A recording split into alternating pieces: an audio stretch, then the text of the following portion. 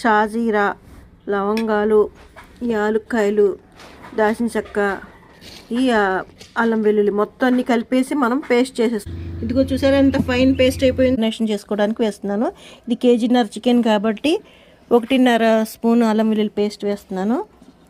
Salt సరిపడా వేసుకోవాలి, కొంచెం పసుపు, ఇవన్నీ వేసి మ్యారినేట్ చేసేస్తాను. కలిపితే బాగా మంచి స్మెల్ గుమగుమలాడిపోతూ ఉంటుంది అనమాట. ఈ మసాలా చాలా బాగుంటుంది.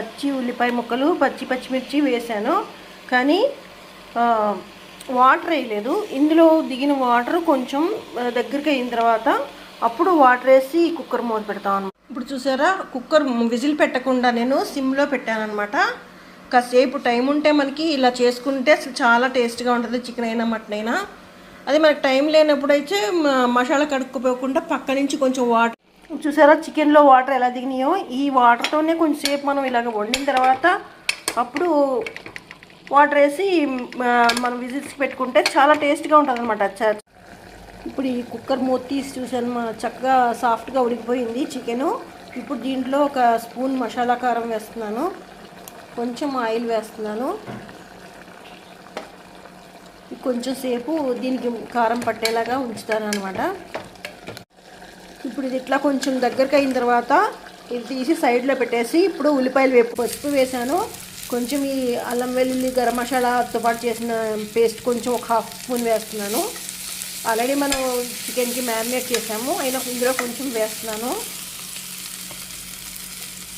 చికెన్లో మసాలా కారం వేసాను, ఇక్కడేమో ప్లెయిన్ కారం పచ్చికారం వేస్తున్నాను. ఇవన్నీ వేగిన తర్వాత మష్రూమ్స్ కూడా దీంట్లోనే వేసి కాసేపు వేపుతాను అనమాట. ఇవి కట్ చేసి పెట్టుకున్నాను బటన్ మష్రూమ్స్ కడిగేసి. ఇప్పుడు ఇవి కొంచెం వేగిన తర్వాత ఈ చికెన్ దీంట్లో వేసేస్తున్నాను అనమాట. ఈ చికెన్తో పాటు చికెన్లో ఉన్న వాటర్తోనే ఇవి ఉడికిపోతాయి. లేని వంటి ఛానల్లో నేను చూపించాను, ఇద్దరికి రొయ్యల్లో వేసి చూపించాను, ఫిష్లో వేసి చూపించాను, జల్లలతో పాటు మష్రూమ్స్ వేసి. ఇప్పుడు చికెన్తో చూపిస్తున్నాను అనమాట. ఈ చికెన్ టేస్ట్ కూడా ఈ మష్రూమ్స్ లాక్కుని చాలా బాగుంటుంది అనమాట, టేస్టీ కర్రీ. ఈ కొబ్బరి పల్లీల పేస్ట్ 1 2 స్పూన్స్ వేస్తున్నాను నేను. ఇది గ్రేవీ ఎక్కువ కావాలనుకుంటేనే వేసుకోవాలి, లేకపోతే అవసరం లేదు. ఉడికిపోయిన తర్వాత మష్రూమ్స్ ఉడికిపోయిన తర్వాత మనం దించేసుకోవచ్చు. నేను చికెన్కి మ్యారినేట్ చేసిన సాల్టే సరిపోయింది, అందుకని సాల్ట్ ఎక్స్ట్రా వేయలేదనమాట. మష్రూమ్స్ కరెక్ట్గా మగ్గిపోయింది అండి. ఇప్పుడు కూర రెడీ. స్టవ్ ఆఫ్ చేసేసుకుంటున్నాను అనమాట. కొత్తిమీర జల్లేసుకున్నాను.